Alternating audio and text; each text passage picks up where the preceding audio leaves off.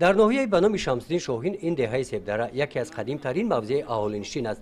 Дар шафати он деҳаҳои зарлолдара, чашмаи себ, бадрингу чолиштак, Сафедоб ва ин кӯҳи дуқушак ки мардум кӯҳи шаҳ ва арӯс ном мебаранд, яке аз гӯшаҳои зебоманзари Тоҷикистони маҳбубамон эътироф гардидааст.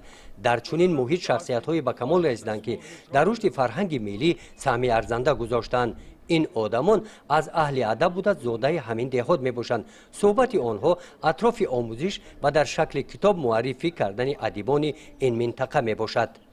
касе ки аз ҳамин хелватани зебо, аз ҳамин хелватани нозанин, аз ҳамин хел маҳалоте ки бинед ба ҷаннат баробар аст, агар камтар дилзарӣ мекунад, бовар кунед ё одам нест, ёке аз ин олам нест. дар ин сафар мо вориди деҳаи Сафедоб шуда дар маҳфили адаби бо иштироки адиб Мадхони Шариф иштирок намудем. чорабинӣ бо китоби Точикон оғоз гардид. дар ин деҳаи дурдасти Кӯҳистон ки 45 хоҷагӣ умр ба сар мебаранд, тӯҳфаи Президенти Ҷумхурии Тоҷикистон ба ҳар як оила супорида шуд. ва хоҳиш дорам ки тамоми чизе ки дар ин китоб гуфта шудааст аз худ мекунед, риоя мекунед ва ин китобро ҳамчун китоби муқаддас нигоҳ медоред. Мадхон Шариф адиб навиштаҳои ӯ дар якчанд китоб ҷамъоварда шудааст.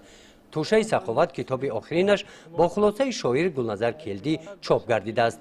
дар ин мулоқот адиб иштирокчиёни ҳамоишро бо ашъори адибоне ки дар муҳити ҳамин деҳа ба камол расиданд, мисли Саттор Муслим, Саттор Зикруллоев, Иди Халифаев, Назар Раҷаб шинос кард. деҳаи Сафедоб аз маркази ноҳияи ба номи Шамсиддин Шоҳин 18 километр дур миёни кӯҳҳои баланд воқеъ аст.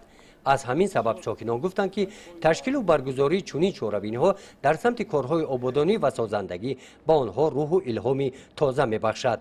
استادی عزیز قید کردند با چقدر عذاب و مشقت‌های زیاد مؤثر و ختم نمودند. سزاوار نام دانشجو گردیدند. باز چخیلی که قید کردند آموزگاری بالایوقت بودند. نامبرداری وطن عزیزی خیش کشتند.